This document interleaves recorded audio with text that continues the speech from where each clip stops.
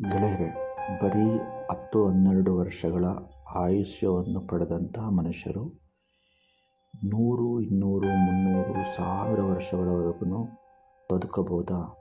ತನ್ನ ಈ ಅಲ್ಪಾಯುಷ್ಯವನ್ನು ಜಾಸ್ತಿ ಮಾಡ್ಕೋಬೋದಾ?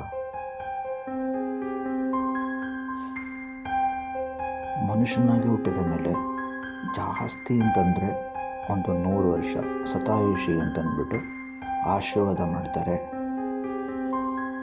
ಇಂಥ ಒಂದು ಮನುಷ್ಯ ಜನ್ಮದಲ್ಲಿ 100 ವರ್ಷಕ್ಕಿಂತ ಜಾಸ್ತಿ 200, 300, 500, 1000 ವರ್ಷಗಳವರೆಗೆ, ಅದಕ್ಕಿಂತ ಜಾಸ್ತಿ ವರ್ಷಗಳವರೆಗೆ ಒಂದು ಮನುಷ್ಯನಾಗಿ ಹುಟ್ಟಿದ ಮೇಲೆ ಬದುಕಲು ಸಾಧ್ಯವಿದೆಯಾ? ಈ ಒಂದು ವಿಷಯವನ್ನು ಒಂದು ಸಣ್ಣ ಕಥೆಯ ಮೂಲಕ, ಅಂದರೆ ಸಾವಿರಾರು ವರ್ಷಗಳ ಹಿಂದೆ ನಮ್ಮ ದೇಶದಲ್ಲಿ ನಡೆದಂಥ ಒಂದು ಪುರಾಣ ಪ್ರಸಿದ್ಧ ಕಥೆಯ ಮೂಲಕ ನಾನು ಇಲ್ಲಿ ನಿಮಗೆ ತಿಳಿಯಪಡಿಸ್ತಾ ಇದ್ದೇನೆ. ಗೆಳೆಯರೆ, ಆ ಕಥೆ ಏನು ಅಂತಂದರೆ, ಸಾವಿರಾರು ವರ್ಷಗಳ ಹಿಂದೆ ನಮ್ಮ ಭಾರತ ದೇಶದಲ್ಲಿ ಒಂದು ಪುಟ್ಟ ಗ್ರಾಮದಲ್ಲಿ ಮೃಕಂಡು ಮತ್ತು ಮರುದ್ವತಿ ಎನ್ನುವಂಥ ಒಂದು ಋಷಿ ದಂಪತಿಗಳು ವಾಸವಾಗಿರ್ತಾರಂತೆ. ಆ ಸಂದರ್ಭದಲ್ಲಿ ಅವರಿಗೆ ತುಂಬ ದಿವಸದ ಒಂದು ವೈವಾಹಿಕ ಜೀವನ ನಡೆಸಿದ ಮೇಲೆ ಕೂಡ ಮಕ್ಕಳಾಗಿಲ್ಲ ಎನ್ನುವಂಥ ಒಂದು ಕೊರಗು ಅವರಲ್ಲಿ ಇತ್ತಂತೆ. ಈ ಸಂದರ್ಭದಲ್ಲಿ ಮೃಕಂಡು ಮಹರ್ಷಿಗಳು ಏನು ಮಾಡ್ತಾರೆ, ಶಿವನಲ್ಲಿ ಈ ಒಂದು ಏನು ಕೊರಗಿದೆ ಅದನ್ನು ನೀಗಿಸ್ಲಿಕ್ಕೋಸ್ಕರ ಶಿವನ ತಪಸ್ಸನ್ನು ಮಾಡಲಿಕ್ಕೆ ಪ್ರಾರಂಭ ಮಾಡ್ತಾರಂತೆ. ಹಾಗೆ ತುಂಬ ದಿನಗಳ ಒಂದು ಶಿವನ ತಪಸ್ಸು ಮಾಡಿದ ನಂತರ ಸಾಕ್ಷಾತ್ ಶಿವನೇ ಅವರಿಗೆ ಪ್ರತ್ಯಕ್ಷರಾಗ್ತಾರಂತೆ. ಪ್ರತ್ಯಕ್ಷ ಆಗಿಬಿಟ್ಟು ಶಿವ ಮೃಕಂಡು ಮಹರ್ಷಿ ಹತ್ರ ಕೇಳ್ತಾರಂತೆ, ನಿನ್ನ ತಪಸ್ಸಿಗೆ ನಾನು ಮೆಚ್ಚಿದ್ದೇನೆ, ನಿನಗೆ ಏನು ವರ ಬೇಕು ಅಂತ ಕೇಳ್ತಾರಂತೆ. ಈ ಸಂದರ್ಭದಲ್ಲಿ ಆ ತಪಸ್ಸುಗಳು ಶಿವನಲ್ಲಿ, ಶಿವನೇ, ನನಗೆ ಏನು ಕೊರಗಿದೆ ಅನ್ನೋದು ನಿನಗೆ ಗೊತ್ತಿದೆ. ಇಷ್ಟು ದಿನದ ವೈವಾಹಿಕ ಜೀವನ ನಡೆಸಿದರೂ ಕೂಡ ನಮಗೆ ಪುತ್ರ ಸಂತಾನ ಇಲ್ಲ ಎನ್ನುವಂಥ ಒಂದು ಕೊರಗಿದೆ, ಅದನ್ನು ನೀಗಿಸಿಕೊಡಬೇಕು ಅಂತ ಕೇಳ್ಕೊತಾರಂತೆ. ಆಗ ಶಿವನು, ಸರಿ, ನಿಮ್ಮ ಈ ಏನು ಒಂದು ಕೋರಿಕೆ ಇದೆ ಅದನ್ನು ನಾನು ಅನುಗ್ರಹಿಸ್ತೇನೆ, ಅದನ್ನು ನೀಗಿಸಿಕೊಡ್ತೇನೆ, ಆದರೆ ಒಂದು ಷರತ್ತಿದೆ ಅಂತ ಹೇಳ್ತಾರಂತೆ. ಏನದು ಷರತ್ತು ಅಂತ ಕೇಳಿದರೆ, ನಾನು ನಿಮಗೆ 2 ಆಯ್ಕೆಗಳನ್ನ ಕೊಡ್ತೇನೆ.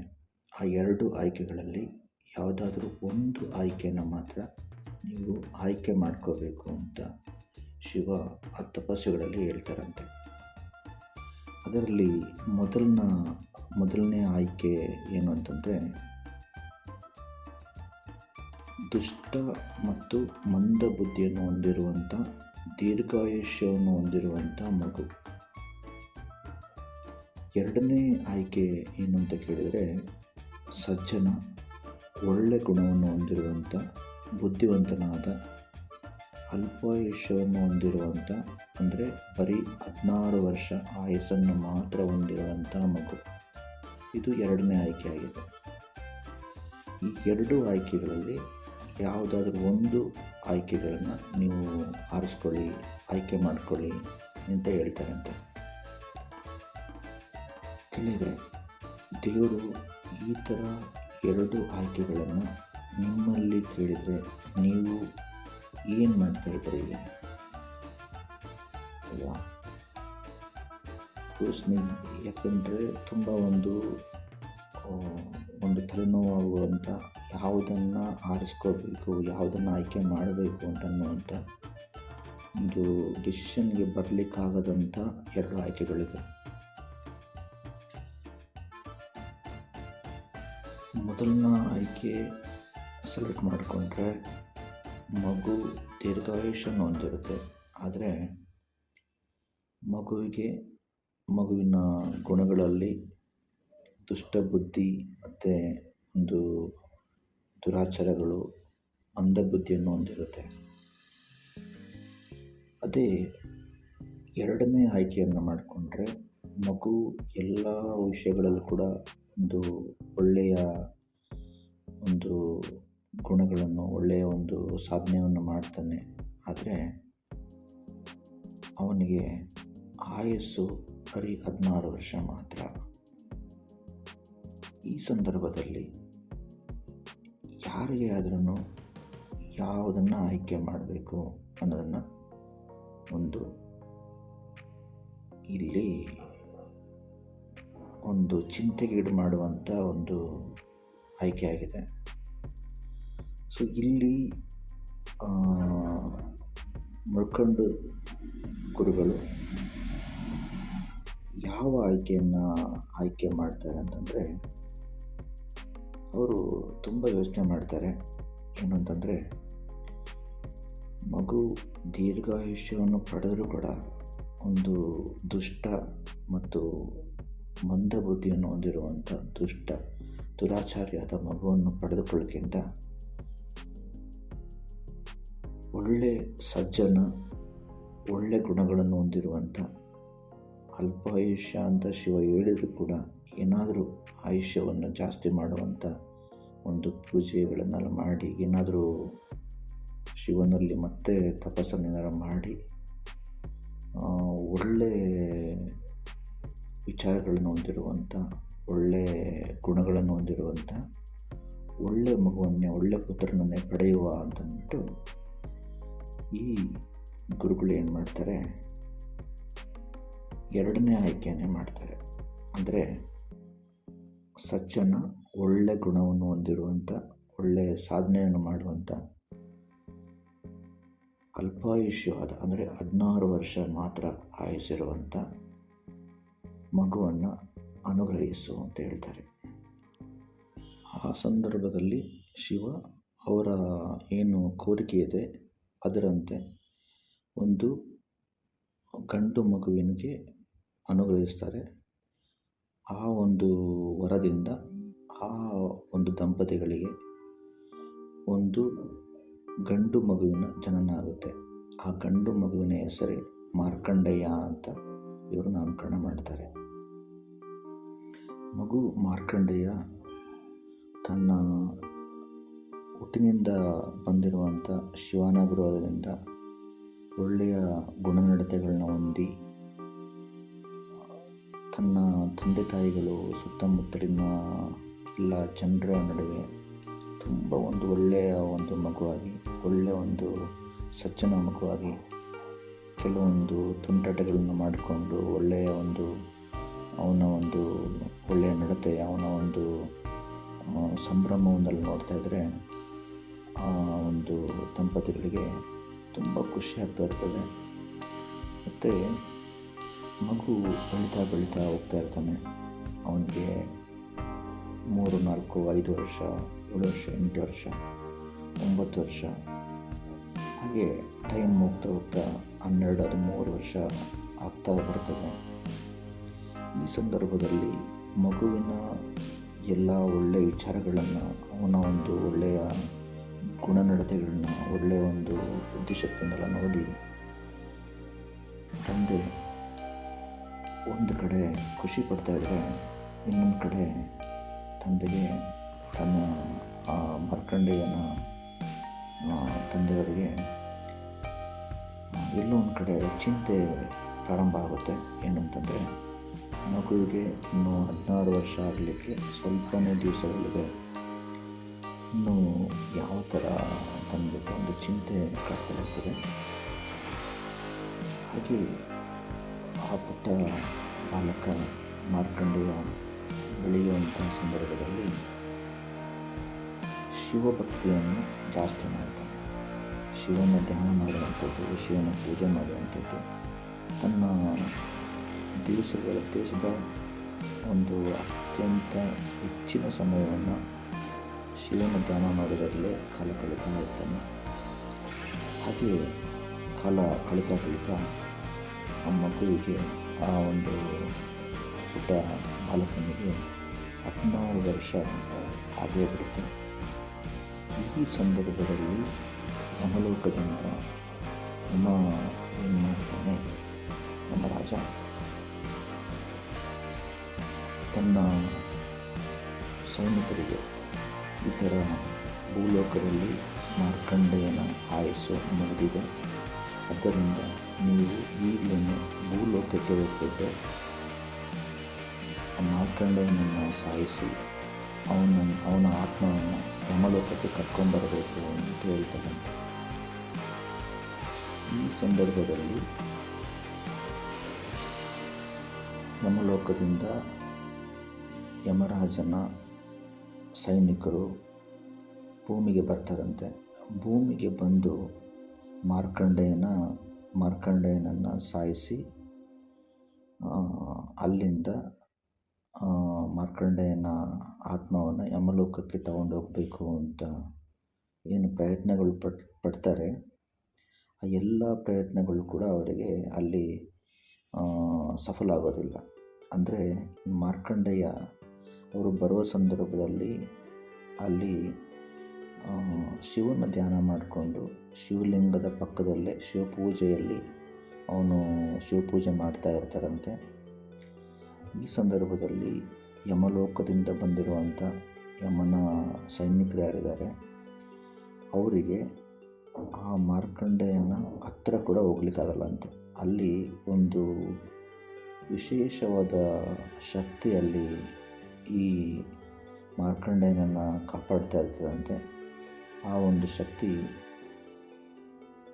ಈ ಯಮಲೋಕದ ಸೈನಿಕರಿಗೆ ಹತ್ರ ಹೋಗ್ಲಿಕ್ಕೂ ಕೂಡ ಆಸ್ಪದ ಕೊಡೋದಿಲ್ಲಂತೆ. ಇವರು ಎಷ್ಟೇ ಪ್ರಯತ್ನಗಳು ಬಿಟ್ಟರು ಆ ಮಾರ್ಕಂಡೇಯನನ್ನು ಟಚ್ ಮಾಡೋದು ಹೋಗ್ಬಿಟ್ಟು ಮಾರ್ಕಂಡೇಯನ ಹತ್ರ ಕೂಡ ಹೋಗ್ಲಿಕ್ಕೆ ಆಗೋದಿಲ್ಲ ಅಂತೆ. ಈ ಸಂದರ್ಭದಲ್ಲಿ ಈ ಯಮಲೋಕದಿಂದ ಮಾರ್ಕಂಡೇಯನನ್ನು ಸಾಯಿಸಬೇಕು ಅಂತ ಬಂದಿರುವಂಥ ಸೈನಿಕರು ಮತ್ತು ಯಮಲೋಕಕ್ಕೆ ಹೋಗ್ಬಿಟ್ಟು ಯಮಧರ್ಮರಾಯನಲ್ಲಿ ಹೀಗೆ ಹೇಳ್ತಾರಂತೆ, ರಾಜರೇ, ಏನು ಅಂತಂದರೆ ನಮಗೆ ಈ ಕೆಲಸ ಆಗೋದಿಲ್ಲ. ಏನು ಅಂತಂದರೆ ಆ ಒಂದು ಮಾರ್ಕಂಡೇಯನ ನಾವು ಅವನ ಜೀವ ತೆಗಿಲಿಕ್ಕೇನೂ ಸಾಧ್ಯ ಇಲ್ಲ, ಹತ್ರ ಹೋಗ್ಲಿಕ್ಕೂ ಆಗಲಿಲ್ಲ. ದೂರದಿಂದಲೇ ನಮ್ಮನ್ನು ಯಾವುದೋ ಒಂದು ಶಕ್ತಿ ನಮ್ಮ ಮೇಲೆ ಆಕ್ರಮಣ ಮಾಡಿ ನಮ್ಮನ್ನು ತಡೀತಿದೆ ಅಂತ ಹೇಳ್ತಾರಂತೆ. ಎಷ್ಟೇ ಪ್ರಯತ್ನಗಳು ಪಟ್ಟರು ನಮ್ಗೆ ಆಗೋದಿಲ್ಲ ಈ ಕೆಲಸ ಅಂತ ಹೇಳ್ತಾರಂತೆ. ಈ ಸಂದರ್ಭದಲ್ಲಿ ಯಮನಿಗೆ ತುಂಬ ಒಂದು ಸಿಟ್ಟು ಮತ್ತು ಚಿಂತೆ ಎರಡೂ ಒಟ್ಟಿಗೆ ಬಂದುಬಿಡ್ತದಂತೆ. ಅಲ್ಲ, ಒಂದು ಸಾಮಾನ್ಯ ಮನುಷ್ಯನ ಒಂದು ಸಾಮಾನ್ಯ ಮನುಷ್ಯನ ಜೀವನ ಇವರು ತೆಗೆದು ಬರಲಿಕ್ಕಾಗಿಲ್ಲಲ್ಲ, ಎಂಥ ಒಂದು ಇವರು ನನ್ನ ಸೈನಿಕರು ಅಂತ ಹೇಳ್ತಾರಂತೆ. ಆಗ ಅವರು ಯಮಧರ್ಮರಾಯ ಏನು ಮಾಡ್ತಾರೆ, ತಾನೇ ಸ್ವತಃ ಬಂದು ಮಾರ್ಕಂಡೇಯನ ಜೀವ ತೆಗಿಬೇಕು, ಆಯಸ್ಸನ್ನು ಮುಗಿಸ್ಬೇಕು ಭೂಲೋಕದ್ದು ಅಂತಂದ್ಬಿಟ್ಟು ಬರ್ತಾರಂತೆ. ಹೀಗೆ ಭೂಲೋಕಕ್ಕೆ ಬಂದ ಯಮಧರ್ಮರಾಯನು ಕೂಡ ಮೊದಲು ಏನು ಸೈನಿಕರಿಗೆ ಏನು ಸಮಸ್ಯೆ ಆಗಿತ್ತು ಅದೇ ಸಮಸ್ಯೆಗಳು ಮತ್ತೆ ಇಲ್ಲೂ ಆಗುತ್ತಂತೆ. ಆ ಒಂದು ತಪೋಶಕ್ತಿ ಇವರನ್ನು ಹತ್ರಕ್ಕೆ ಹೋಗ್ಲಿಕ್ಕೂ ಬರದಂಗೆ ತಡಿತಾ ಇತ್ತಂತೆ. ಈ ಸಂದರ್ಭದಲ್ಲಿ ಯಮಧರ್ಮರಾಯ ತನ್ನ ಎಲ್ಲ ತಪೋಶಕ್ತಿಗಳನ್ನು ಅಲ್ಲಿ ವಿನಿಯೋಗಿಸ್ಬಿಟ್ಟು ತಾನು ಇನ್ನೂ ಹತ್ತಿರಕ್ಕೆ ಹೋಗ್ಬಿಟ್ಟು ಈಗ ಮಾರ್ಕಂಡೇಯನನ್ನು ಸಾಯಿಸಿ ಮಾರ್ಕಂಡೇಯನ ಆಯುಷ್ಯವನ್ನು ಕೊನೆಗಾಣಿಸ್ತಾನೆ ಅಂತಂದ್ಬಿಟ್ಟು ತನ್ನಲ್ಲಿರುವಂಥ ಯಮಪಾಶವನ್ನು ತೆಗೆದು ಜೋರಾಗಿ ಬೀಸ್ತಾನಂತೆ. ಬೀಸುವಾಗ ಆ ಯಮಪಾಶ ಶಿವಲಿಂಗಕ್ಕೆ ತಾಗುತ್ತಂತೆ.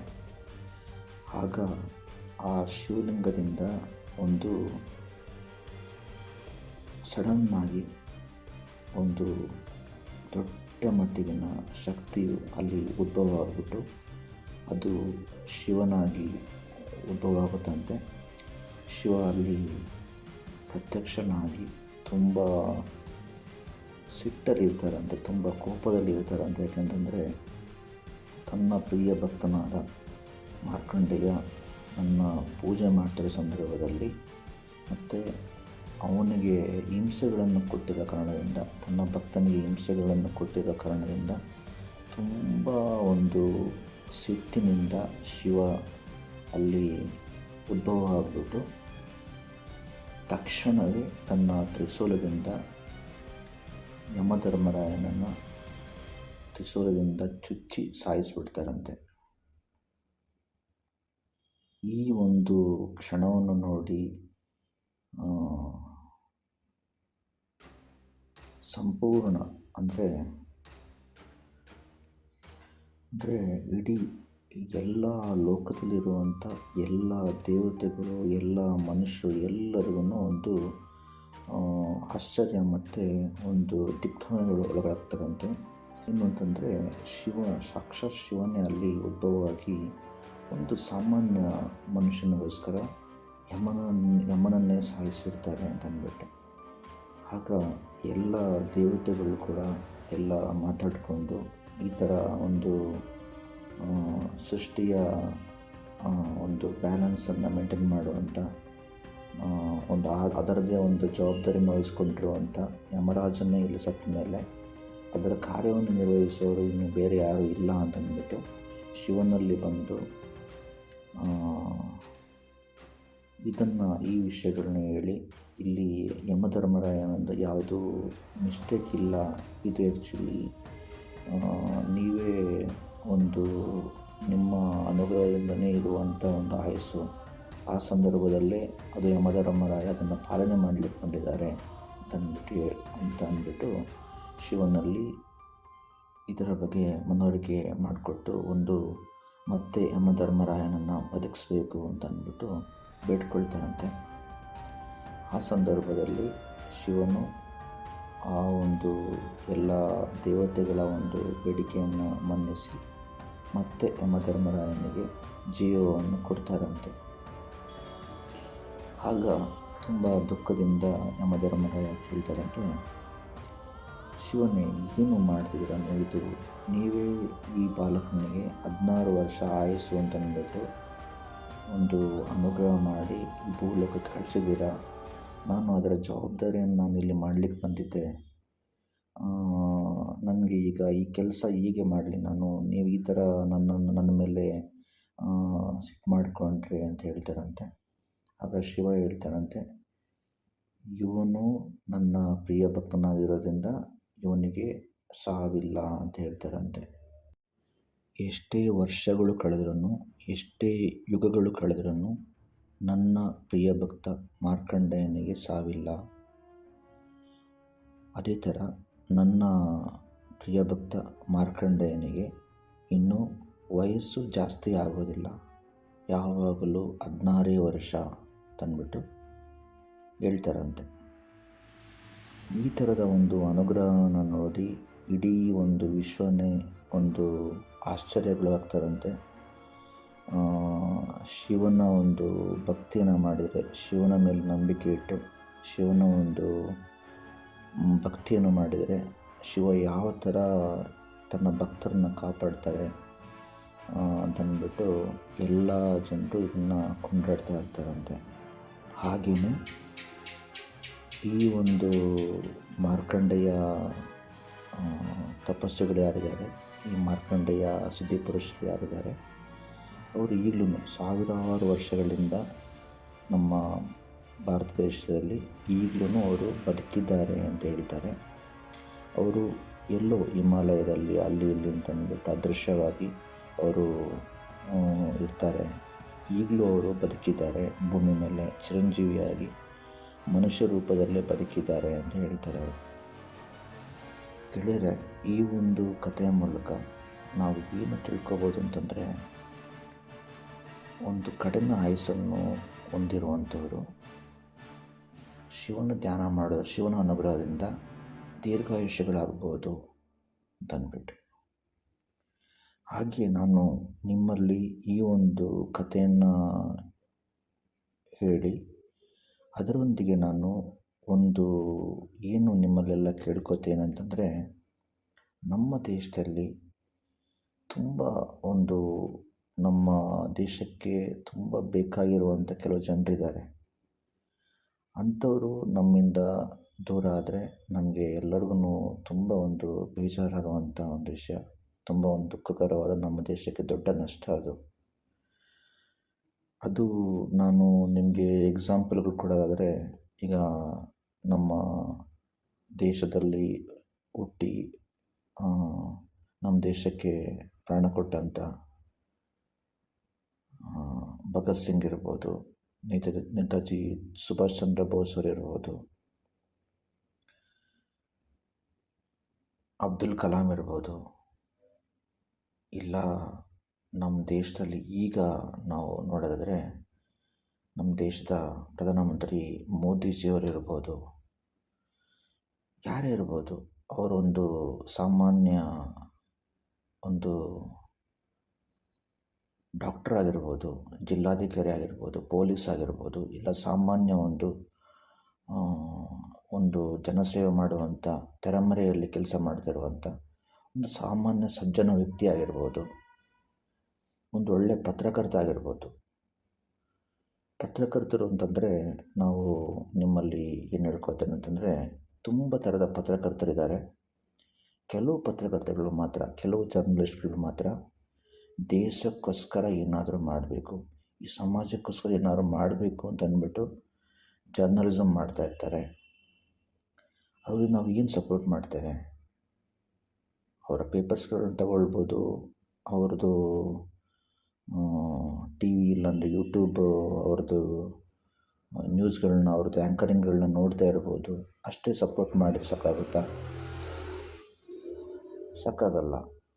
ಯಾಕೆ ಅಂತಂದರೆ, ನಾವೆಲ್ಲರೂ ಬೆಳಿಗ್ಗೆ ಒಂದು ಪ್ರಾರ್ಥನೆ ಮಾಡುವಾಗ ಅಂಥ ಒಂದು ಸಮಾಜಕ್ಕೋಸ್ಕರ ಕೆಲಸ ಮಾಡುವಂಥ ಜರ್ನಲಿಸ್ಟ್ಗಳಿಗೆ, ಪತ್ರಕರ್ತರುಗಳಿಗೆ ಸ್ವಲ್ಪ ಹೊತ್ತು ಧ್ಯಾನ ಮಾಡಬೇಕು. ನಮ್ಮ ದೇಶಕ್ಕೋಸ್ಕರ ಹಗಲು ಇರುಳು ಅಂತ ಅಂದ್ಬಿಟ್ಟು ಬಾರ್ಡರಲ್ಲಿ ನಮ್ಮನ್ನು ಕಾಯ್ತಿರುವಂಥ ಕೆಲವೊಂದು ಸೈನಿಕರಿಗೆ, ಎಲ್ಲ ಸೈನಿಕರು ಕೂಡ ತನ್ನ ದೇಶಕ್ಕೋಸ್ಕರ ತನ್ನ ಇಡೀ ಜೀವನವನ್ನೇ ಅಲ್ಲಿ ನಮಗೋಸ್ಕರ ಅವ್ರನ್ನ ಅಲ್ಲಿ ತೊಡಗಿಸ್ಕೊಂಡಿರ್ತಾರೆ.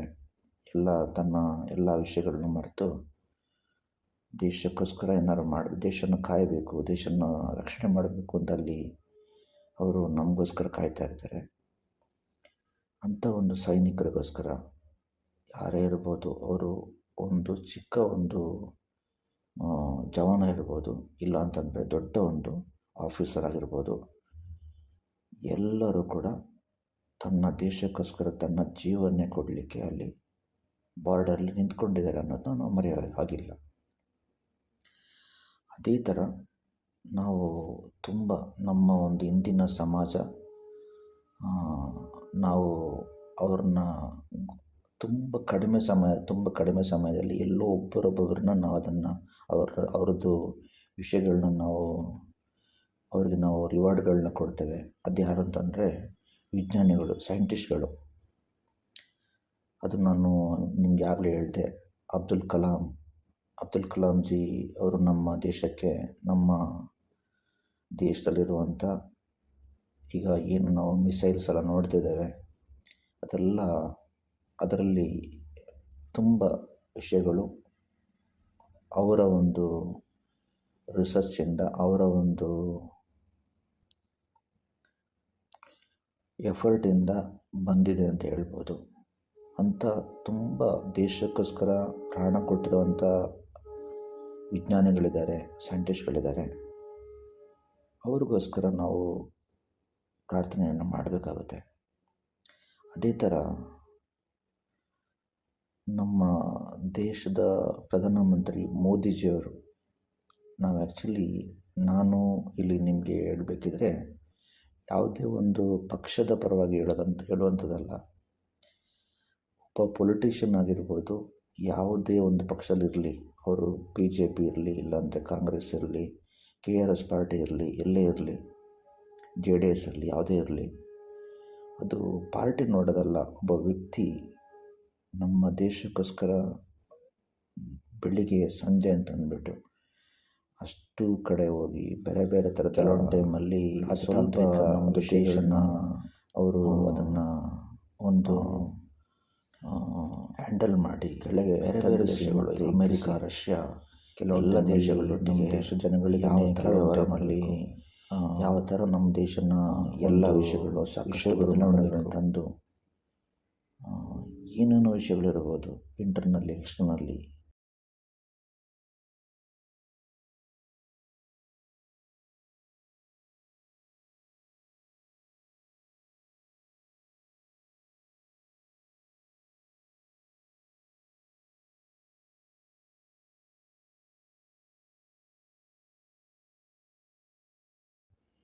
ತುಂಬ ವಿಷಯಗಳಲ್ಲಿ ನೀವು ಅಬ್ಸರ್ವ್ ಮಾಡಿರ್ಬೋದು. ಅವರ ಒಂದು ಎಫರ್ಟ್ಸ್ ಏನಿದೆ ಅದಕ್ಕೆ ನಾವು ರಿವಾರ್ಡ್ಸ್ ಕೊಡಲೇಬೇಕಾಗುತ್ತೆ.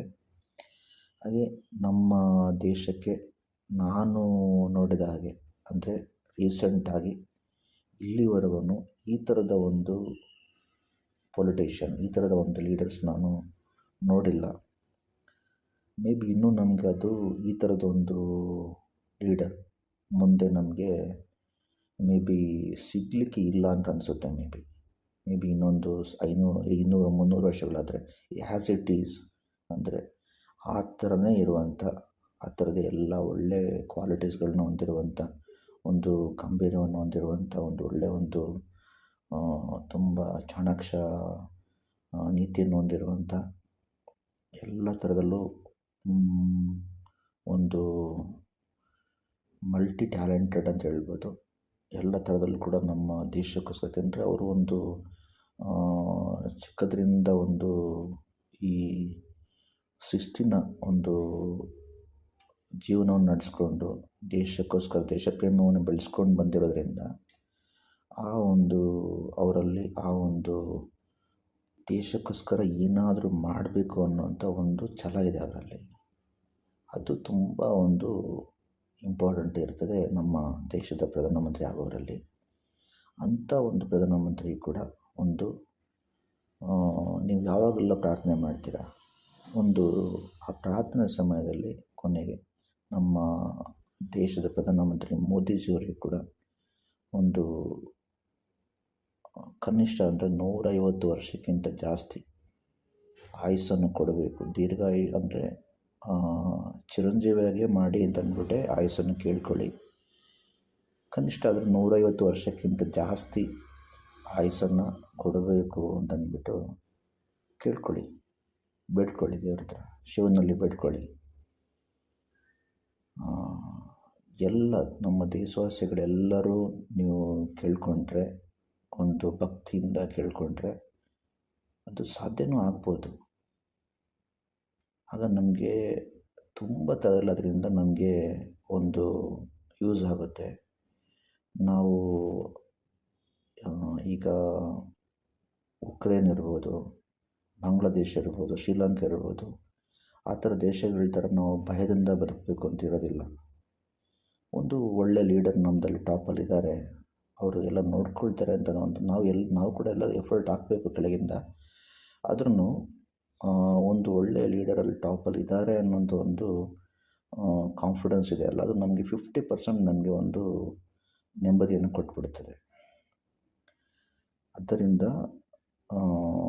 ಎಲ್ಲರೂ ಒಂದು ಪ್ರಾರ್ಥನೆ ಮಾಡುವಾಗ ನಮ್ಮ ದೇಶದ ಪ್ರಧಾನಮಂತ್ರಿ ಮೋದಿಜಿಯವರಿಗಿರ್ಬೋದು, ತುಂಬ ಒಳ್ಳೊಳ್ಳೆ ಸೈಂಟಿಸ್ಟ್ಗಳಿಗಿರ್ಬೋದು, ತುಂಬ ಒಳ್ಳೆ ಸೈನಿಕರಿಗಿರ್ಬೋದು, ಎಲ್ಲ ಸೋಲ್ಜರ್ಸಿಗಿರ್ಬೋದು, ಎಲ್ಲ ಸೋಲ್ಜರ್ಸಿಗೆ, ಮತ್ತು ತುಂಬ ಸಮಾಜಕ್ಕೆ ತನ್ನ ಎಲ್ಲ ಸೆಲ್ಫಿಶ್ ವಿಷಯಗಳನ್ನು ಮರೆತು ಸಮಾಜದ ವಿಷಯಗಳಿಗೋಸ್ಕರ ಹೋರಾಡ್ತಿರುವಂಥ ಎಲ್ಲ ಪತ್ರಕರ್ತರಿಗೂ ಕೂಡ ದಯವಿಟ್ಟು ಪತ್ರಕರ್ತರ ಒಂದು ಎಫರ್ಟ್ಸ್ನ ಕೂಡ ಇಲ್ಲಿ ಎಲ್ಲರೂ ಅರ್ಥ ಮಾಡ್ಕೊಳ್ಳಿ. ಅವರು ಏನಾದರೂ ದುಡ್ಡು ಮಾಡಬೇಕು ಅಂತಿದ್ರೆ ಬೇರೆ ಯಾವುದೆಲ್ಲ ಕೆಲಸಗಳಿದೆ ಅದನ್ನೆಲ್ಲ ಮಾಡ್ಬೋದು. ಅವರು ಒಂದು ಕರಪ್ಷನ್ ವಿರುದ್ಧ, ಕೆಲವೊಂದು ಏನೋ ಒಂದು ತಪ್ಪುಗಳ ವಿರುದ್ಧ ಅವರು ಕೆಲವೊಂದು ಜನಜಾಗೃತಿ ಮಾಡುವಂಥ ಕೆಲಸಗಳು ಮಾಡ್ತಾಯಿದ್ದಾರೆ ಅಂತಂದರೆ, ಆ್ಯಸ್ ಎ ಜರ್ನಲಿಸ್ಟಾಗಿ ಅವನು ಒಬ್ಬ ಸಮಾಜಕ್ಕೋಸ್ಕರ ಏನಾದ್ರು ಮಾಡಬೇಕು ಅಂತಲೇ ವರ್ಕ್ ಮಾಡ್ತೇನೆ ಅಂತಂದರೆ, ಅಂಥ ಜರ್ನಲಿಸ್ಟ್ಗಳಿಗೆ ಕೂಡ ನಮ್ಮ ದೇಶಕ್ಕೆ ತುಂಬ ಇಂಪಾರ್ಟೆಂಟ್ ಇರ್ತದೆ. ಅದು ಒಂದು ಸ್ಕೂಲ್ ಇದ್ದಾಗೆ. ಅಂದರೆ ನಮ್ಮ ದೇಶಕ್ಕೆ, ನಮ್ಮ ಮುಂದಿನ ಜನಾಂಗವನ್ನು ತಿದ್ದುವಂಥ ಕೆಲಸವನ್ನು ಅವ್ರು ಮಾಡ್ತಾರೆ. ಅಂಥ ಪತ್ರಕರ್ತರಿಗೆ ಕೂಡ ಒಂದು ಪ್ರಾರ್ಥನೆಯನ್ನು ಮಾಡಿ ಅವ್ರಿಗೂ ಆಯುಸ್ಸು ಆರೋಗ್ಯವನ್ನು ಕೊಡಲಿ ಅಂತ ಅಂದ್ಬಿಟ್ಟು,